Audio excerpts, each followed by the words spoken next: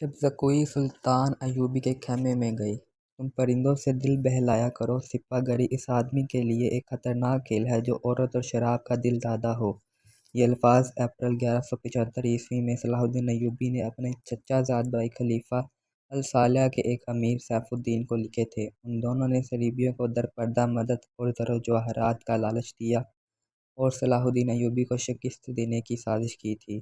صلیبی یہی چاہتے تھے، انہوں نے حملہ کیا، الصالح اور سیف الدین نے ان کی مدد کی، صلاح الدین ایوبی نے ان سب کو شکست دی۔ امیر سیف الدین اپنا مال و متاع چھوڑ کر بھاگا۔ اس کے ذاتی خیمہ گاہ سے رنگ برنگے پرندے، حسین اور جوان رقاصائیں اور گانے والیاں، ساز اور سازندے اور شراب کے مٹکے برآمد ہوئے۔ صلاح الدین ایوبی نے پرندوں کو، ناچنے گانے والیوں اور ان کے سازندوں کو رہا کر دیا اور امیر سیف الدین کو اس مضمون کا خط لکھا: تم دونوں نے کفار کی پشت پناہی کر کے ان کے ہاتھوں میرا نام و نشان مٹانے کی ناپاک کوشش کی، مگر یہ نہ سوچا کہ تمہاری یہ سازش عالم اسلام کا بھی نام و نشان مٹا سکتی ہے۔ تم اگر مجھ سے حسد کرتے تھے تو مجھے قتل کرا دیا ہوتا۔ تم مجھ پر 2 قاتلانہ حملے کرا چکے ہو، دونوں ناکام رہے۔ اب ایک اور کوشش کر دیکھو، ہو سکتا ہے کامیاب ہو جاؤ۔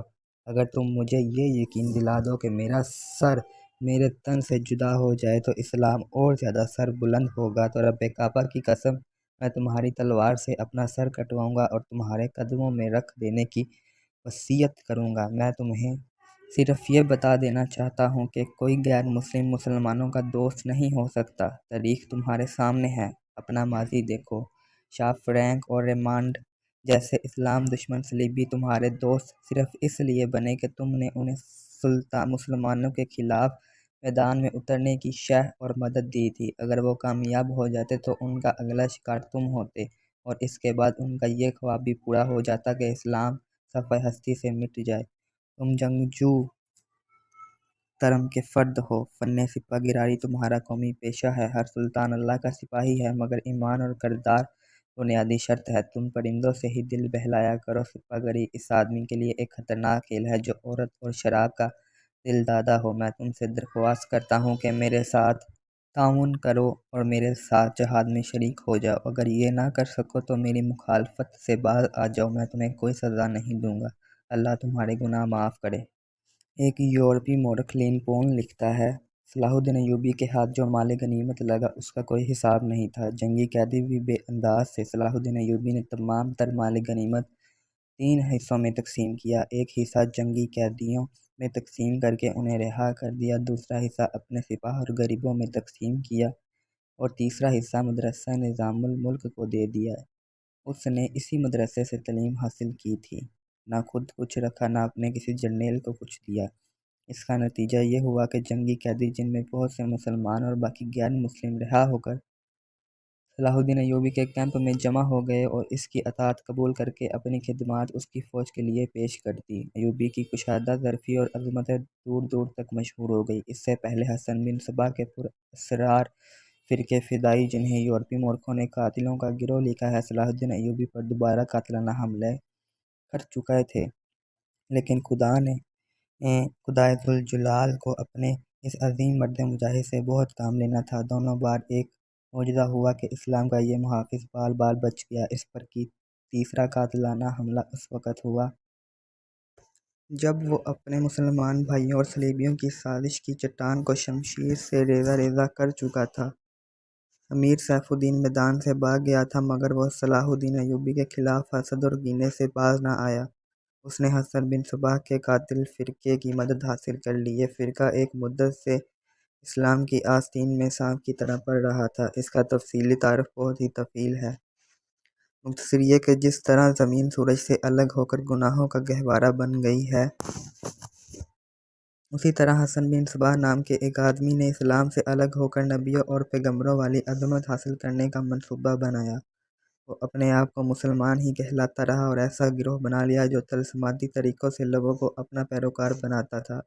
اس مقصد کے لیے اس گروہ نے نہایت حسین لڑکیاں، نشہ آور جڑی بوٹیاں، ہپناٹزم اور چرب زبانی جیسے طریقے اختیار کیے، وحشت بنائی جس میں جا کر پتھر بھی موم ہو جاتے تھے۔ اپنے مخالفین کو ختم کرنے کے لیے قاتلوں کا ایک گروہ تیار کیا۔ قتل کے طریقے خفیہ اور پراسرار ہوتے۔ اس فرقے کے افراد اس قدر چلاک، ذہین اور نڈر تھے کہ بھیس اور زبان بدل کر بڑے بڑے جنرلوں کے باڈی گارڈ تک بن جاتے تھے، اور جب کوئی پراسرار طریقے سے قتل ہو جاتا تھا تو قاتلوں کا سراغ ہی نہیں ملتا تھا۔ کچھ عرصے بعد یہ فرقہ قاتلوں کا گروہ کے نام سے مشہور ہو گیا۔ یہ لوگ سیاسی قتل کے ماہر تھے، زہر بھی استعمال کرتے تھے جو حسین لڑکیوں کے ہاتھوں شراب میں دیا جاتا تھا۔ بہت مدت تک یہ فرقہ اسی مقصد کے لیے استعمال ہوتا رہا۔ اس کے پیروکار فدائی کہلاتے تھے۔ صلاح الدین ایوبی کو نہ حسین لڑکیوں سے دھوکہ دیا جا سکتا تھا، نہ شراب سے۔ وہ ان دونوں سے نفرت کرتا تھا۔ اسے قتل کرنے کا یہی ایک طریقہ تھا کہ اس پر قاتلانہ حملہ کیا جائے۔ اس کے محافظوں کی موجودگی میں اس پر حملہ نہیں کیا جا سکتا تھا۔ 2 حملے ناکام ہو چکے تھے اب، جبکہ صلاح الدین ایوبی کو یہ توقع تھی کہ اس کا چچا زاد بھائی الصالح اور امیر سیف الدین شکست کھا کر توبہ کر چکے ہوں گے۔ انہوں نے انتقام کی ایک اور زیر زمین کوشش کی۔ صلاح الدین ایوبی نے اس فتح کا جشن منانے کی بجائے حملے جاری رکھے اور 3 قصبوں کو فتح میں قبضے میں لے لیا۔ ان میں غزہ کا مشہور قصبہ بھی تھا۔ اس قصبے کے گرد و نواح میں ایک روز صلاح الدین ایوبی امیر جواب الاسدی کے خیمے میں دوپہر کے وقت غنودگی کے عالم میں سستا رہا تھا۔ اس نے اپنی وہ پگڑی نہیں اتاری تھی جو میدان جنگ میں اس کے سر کو صحرا کی سورج اور دشمن کی تلوار سے محفوظ رکھتی تھی۔ خیمے کے باہر اس کے محافظوں کا دستہ موجود اور چوکس تھا۔ باڈی گارڈز کے ایک دستے کا کمانڈر ذرا سی دیر کے لیے وہاں سے چلا گیا۔ ایک محافظ نے صلاح الدین ایوبی کے خیمے کے گرے ہوئے پردوں میں سے جھانکا۔ اسلام کی عظمت کے پاسبان کی آنکھیں بند تھیں، وہ پیٹھ کے بل لیٹا ہوا تھا۔ اس محافظ نے باڈی گارڈز کی طرف دیکھا، ان میں سے 3-4 باڈی گارڈز نے اس کی طرف دیکھا۔ محافظ نے اپنی آنکھیں بند کر کے کھولی۔ 3-4 محافظ اٹھے اور دوسروں کو باتوں میں لگایا۔ محافظ خیمے میں چلا گیا، کمر بند سے خنجر نکالا، دبے پاؤں چلا اور پھر چیتے کی طرح سوئے ہوئے صلاح الدین ایوبی پر جست لگائی۔ خنجر والا ہاتھ اوپر اٹھا۔ عین اس وقت صلاح الدین ایوبی نے کروٹ بدل لی۔ یہ نہیں بتایا جا سکتا کہ محافظ خنجر کہاں مارنا چاہتا تھا، دل میں یا سینے میں، مگر ہوا یوں کہ خنجر صلاح الدین ایوبی کی پگڑی کے بالائی حصے میں اتر گیا اور سر سے بال برابر دور رہا۔ پگڑی سر سے اتر گئی۔ صلاح الدین ایوبی بجلی کی تیزی سے اٹھا۔ اسے یہ سمجھنے میں دیر نہ لگی کہ یہ سب کیا ہے۔ اس سے پہلے ایسے 2 حملے ہو چکے تھے۔ اس نے اس پر بھی حیرت کا اظہار نہ کیا کہ حملہ آور اس کے اپنے باڈی گارڈز کے لباس میں تھا، جسے اس نے خود اپنی باڈی گارڈز کے لیے منتخب کیا تھا۔ اس نے ایک سانس اتنا عرصہ بھی ضائع نہ کیا۔ حملہ آور اس کی پگڑی سے خنجر کھینچ رہا تھا۔ ایوبی سر سے ننگا تھا۔ اس نے حملہ آور کی ٹھوڑی پر پوری طاقت سے گھونسا مارا۔ ہڈی ٹوٹنے کی آواز سنائی دی۔ حملہ آور کا جبڑا ٹوٹ گیا تھا۔ وہ پیچھے کو گرا اور اس کے منہ سے ہیبت ناک آواز نکلی۔ اس کا خنجر صلاح الدین ایوبی کی پگڑی میں رہ گیا تھا۔ ایوبی نے اپنا خنجر نکال لیا۔ اتنے میں 2 محافظ دوڑتے اندر آئے۔ ان کے ہاتھوں میں تلواریں تھیں۔ صلاح الدین ایوبی نے انہیں کہا کہ اسے زندہ پکڑ لو، مگر یہ دونوں محافظ صلاح الدین ایوبی پر ٹوٹ پڑے۔ صلاح الدین ایوبی نے ایک خنجر سے 2 تلواروں کا مقابلہ کیا۔ یہ مقابلہ 1-2 منٹ کا تھا، کیونکہ تمام باڈی گارڈز اندر آ گئے تھے۔ صلاح الدین ایوبی یہ دیکھ کر حیران رہ گیا۔ اس کے باڈی گارڈز 2 حصوں میں تقسیم ہو کر ایک دوسرے کو لہو لہان کر رہے تھے۔ اسے چونکہ معلوم نہیں تھا ان میں سے اس کا دشمن کون اور دوست کون ہے، وہ اس معرکے میں شریک نہ ہو سکا۔ کچھ دیر بعد جب باڈی گارڈ میں سے چند ایک مارے گئے، کچھ بھاگ گئے اور بعض زخمی ہو کر بحال ہو گئے، تو انکشاف ہوا کہ اس دستے میں جو صلاح الدین ایوبی کی حفاظت پر مامور تھا، 7 محافظ فدائی تھے جو صلاح الدین ایوبی کو قتل کرنا چاہتے تھے۔ انہوں نے اس کام کے لیے صرف ایک فدائی خیمے میں بھیجا تھا۔ اندر صورتحال بدل گئی، چنانچہ باقی بھی اندر چلے گئے۔ اصل محافظ بھی اندر گئے۔ وہ صورتحال سمجھ گئے اور صلاح الدین ایوبی بچ گیا۔ اس نے اپنے پہلے حملہ آور کی شاہ رگ پر تلوار کی نوک رکھ کر پوچھا، وہ کون ہے اور اسے کس نے بھیجا ہے؟ سچ بولنے کے بدلے صلاح الدین ایوبی نے اسے جان بخشی کا وعدہ دیا۔ اس نے بتا دیا کہ وہ فدائی ہے اور اسے کیمی کشتن جیسے بعض مورخوں نے گمشتگین لکھا ہے نے اس کام کے لیے بھیجا تھا۔ گمشتگین الصالح کے ایک قلعہ کا گورنر تھا۔ اصل کہانی سنانے سے پہلے یہ ضروری معلوم ہوتا ہے کہ ان واقعات سے پہلے کے دور کو دیکھا جائے۔ صلاح الدین ایوبی کے نام، اس کی عظمت اور تاریخ اسلام میں اس کے مقام اور کارناموں سے کون واقف نہیں؟ ملت اسلامیہ تو اسے بھول ہی نہیں سکتی، مسیحی دنیا بھی اسے ہمیشہ یاد رکھے گی۔ لہٰذا یہ ضروری معلوم نہیں ہوتا کہ صلاح الدین ایوبی کا شجرہ نسب تفصیل سے بیان کیا جائے۔ ہم جو کہانی سنانے لگے ہیں وہ اس نوعیت کی ہے جس کی وسعت کے لیے تاریخ کا دامن تنگ ہوتا ہے۔ یہ تفصیلات واقعہ نگاروں اور قلمکاروں کے ریکارڈ کی ہوئی ہوتی ہیں، کچھ سینہ بسینہ اگلی نسلوں تک پہنچتی ہیں۔ تاریخ کے دامن میں صلاح الدین ایوبی کے صرف کارنامے محفوظ کیے گئے، ان سازشوں کا ذکر بہت کم آیا جو اپنوں نے اس کے خلاف کیا، اور اس کی بڑھتی ہوئی شہرت اور عظمت کو داغدار کرنے کے لیے اسے ایسی لڑکیوں کے جال میں پھانسنے کی بار بار کوشش کی گئی جن کے حسن میں طلسماتی اثر تھا۔ تاریخ اسلام کا یہ حقیقی ڈرامہ 23 مارچ 1129 کے روز سے شروع ہوتا ہے جب صلاح الدین ایوبی کو مصر کا وائسرائے اور فوج کا کمانڈر ان چیف بنایا گیا۔ اسے اتنا بڑا رتبہ ایک تو اس لیے دیا گیا کہ وہ حکمران خاندان کا نونہال تھا، اور دوسرا اس لیے کہ اوائل عمر میں ہی وہ فن حرب و ضرب کا ماہر ہو گیا۔ سپاہ گیری میں پائی تھی۔ ان کے ذہن میں حکمرانی کے معنی بادشاہی نہیں، اسلام کی پاسبانی اور قوم کی عظمت اور فلاح و بہبود تھی۔ اس کا جب شعور بیدار ہوا تو پہلی خلش یہ محسوس کی کہ مسلمان حکمرانوں میں نہ صرف یہ کہ اتحاد نہیں بلکہ وہ ایک دوسرے کی مدد سے بھی گریز کرتے تھے۔ وہ عیاش ہو گئے تھے۔ شراب اور عرض نے جہاں ان کی زندگی رنگین بنا رکھی تھی، وہ عالم اسلام اور خدا کے اس عظیم مذہب کا مستقبل تاریک ہو گیا تھا۔ ان امیروں، ان کے وزیروں، ان کے مشیروں کی حرم غیر مسلم لڑکیوں سے بڑے ہوئے تھے۔ زیادہ تر لڑکیاں یہودی اور عیسائی تھیں جنہیں خاص تربیت دے کر ان حرموں میں داخل کیا گیا تھا۔ غیر معمولی حسن اور اداکاری میں کمال رکھنے والی یہ لڑکیاں مسلمان حکمرانوں اور سربراہوں کے کردار اور قومی جذبے کو دیمک کی طرح گرا رہی تھیں۔ اس کا نتیجہ یہ تھا کہ صلیبی جن میں فرنگی خاص طور پر قابل ذکر ہیں، مسلمانوں کی سلطنتوں کے ٹکڑے حرب کرتے چلے جا رہے تھے، اور بعض مسلم حکمران شاہ فرنگ کو سالانہ ٹیکس یا جزیہ ادا کر رہے تھے جن کی حیثیت گنڈا ٹیکس کی سی تھی۔ صلیبی اپنی جنگی قوت کے رعب سے اور چھوٹے موٹے حملوں سے حکمرانوں کو ڈراتے رہتے، کچھ علاقہ پر قبضہ کر لیتے، تاوان اور ٹیکس وصول کرتے تھے۔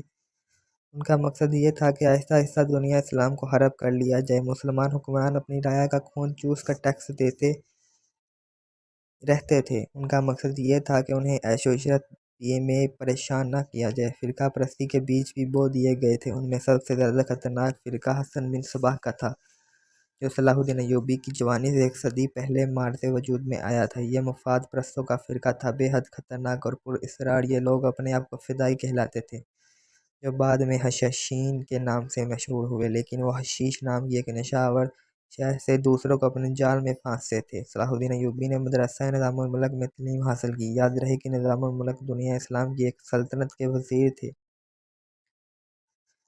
یہ مدرسہ انہوں نے قائم کیا تھا جس میں اسلامی تعلیم دی جاتی اور بچوں کو اسلامی نظریات اور طریق سے بہرہ کیا جاتا تھا۔ ایک مورخ ابن الاطہر کے مطابق نظام الملک حسن بن صباح کے فدائیوں کا پہلا شکار ہوئے تھے، کیونکہ وہ رومیوں کی تصفیہ پسندی کی راہ میں چٹان بنے ہوئے تھے۔ رومیوں نے 1091 میں انہیں فدائیوں کے ہاتھوں قتل کرا دیا۔ ان کا مدرسہ قائم رہا۔ صلاح الدین ایوبی نے وہیں تعلیم حاصل کی۔